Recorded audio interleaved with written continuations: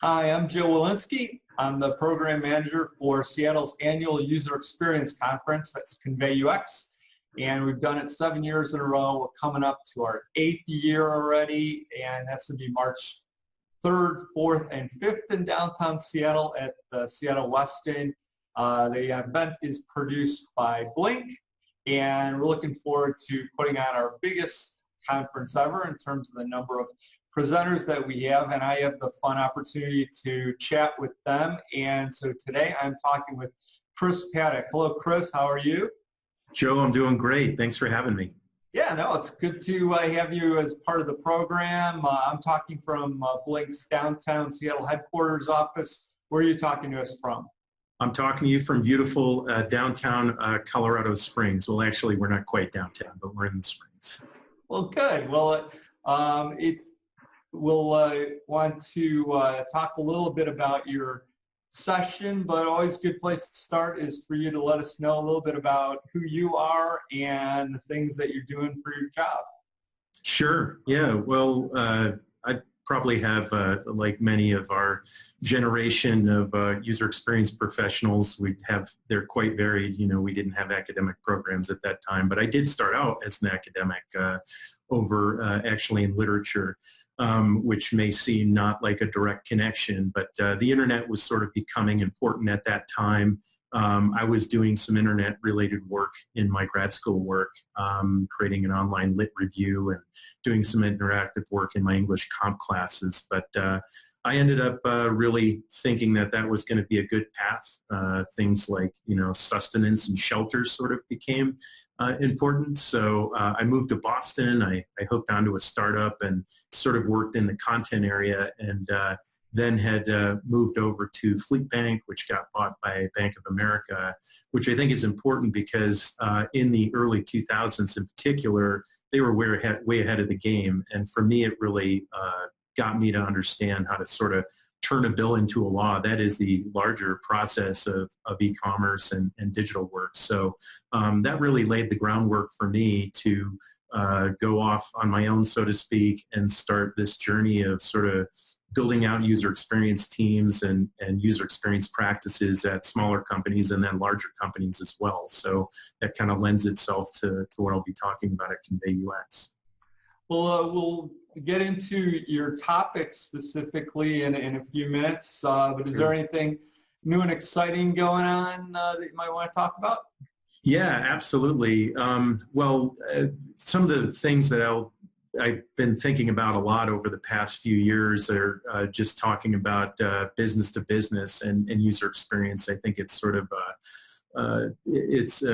not been a topic that's been talked about too much. I'll certainly get into and touch on that. Sharewell is business to business, and really affects trying to understand who the actual customer is. In business to business, of course, you have one person selling to one person. It could be a group, but often the end user doesn't have a voice in the process, and that was something we have had to do to try to make that important at Sharewell in order to make a better product. And I like to argue that there's a lot of business value and business opportunity in that as well. But specifically at Sharewell, a lot of what we're doing is overhauling our ITSM tools. So we serve the IT market, call centers, for example, support centers. They take calls and they log tickets into our system. We've really been iteratively overhauling that. And because of the work we've been doing here, research is very valued.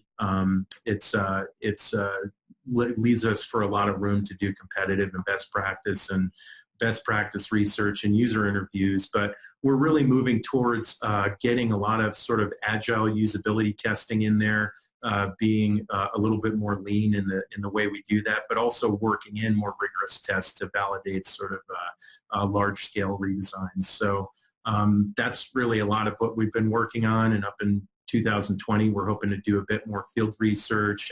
We're going to launch an online community with the end users, which is new, and do some eye tracking studies as well. All right, so you've got a lot of things going on. Yeah. So it's good to hear about, and we enjoy the chance to have people come in and be able to talk somewhat freely about their processes, so we can kind of get into the details of what it is to be able to build out these projects and teams. And I think we're going to have a good chance at that with your topic. So the title is Creating a New Empowered UX Team Within an Engineering-Centered Organization. So tell us a little bit about your session. Sure. Yeah, this is something I've had an opportunity to do a few times. It's become sort of a specialty for me, as I mentioned up in the front of our talk here, is just coming in and building out UX where it wasn't. And inherently, usually when you have an organization without user experience professionals, it usually is, in my experience, engineering-led. So they're obviously looking a little bit more internally and how to build things, but they try their best. So there is a culture that comes with that, and you really have to try to work with the product team and the engineering team to change the process. But to have an impact, you really have to be thinking about how to build consensus, not just with evidence, but finding evidence that matters to your stakeholders and how it affects their world. So based on fits and starts, so successes and some failures as well, I think Sharewell has presented an opportunity where probably the right time and the culmination of those successes and failures, but also the culture here is very receptive and to really wanting to improve their user experience and wanting to change the process. So really, you have to kind of turn yourself into a good marketer internally. So you have to sort of need to be good at customer experience as much as user experience, but internally. So building empathy, not with just your end users, but also your business partners, to know how they do how your user research and design meets their goals. Because ultimately that's what's going to be successful. And we've been able to do that a lot here, and things I've done in the past by really including them in the process. So making sure they understand and they can see with their own eyes what users are saying and how they're behaving. And really including them in our activities has been a way to really build that trust. And the way we really see that that's working is when product starts using our work for business justification. They start using our nomenclature, changing the processes, and really we've been seeing external recognition as well. So it's really something that I've been, most of my career has been sort of doing this. I think Sharewell has been, like I said, an opportunity, I think an uncommon opportunity because of probably that experience in the culture here, and I'm just excited to share it. Just to be able to share a case study on this is really a great opportunity. Well, I think in your case, it is interesting for our attendees to get this perspective about, as you put it, an engineering-centered organization, and I think that probably historically, maybe that was a more prominent model in the past than today. But what are some of the attributes that had you define it as that, and kind of what was the evolution of the organization as it was, and then moved forward into how you've kind of structured things now? Right. Well, I think it wasn't really uncommon here, Joe, as far as how it was built. I think when you're starting a product, we were, of course, a startup. Most of these types of companies have been when you're, especially in the software industry. And what do you need? You need somebody to sell it. You need somebody to build it. And that's sort of the basis, I think, that most of these companies start with. So I think it's not surprising that they end up being engineering oriented, because there is no, in our case, there was no real product team, at least not an empowered product team, probably until 3 or 4 years ago. So I think the mentality from a business person's perspective is they don't know the difference between a product person, a UX person, and an engineer. They know that the engineers are the experts that build it. So, it's sort of, if you look at it in the offline world, it's sort of like, asking an engineer to do, your blueprints for architecture. But I think it's not uncommon. It certainly was the case here.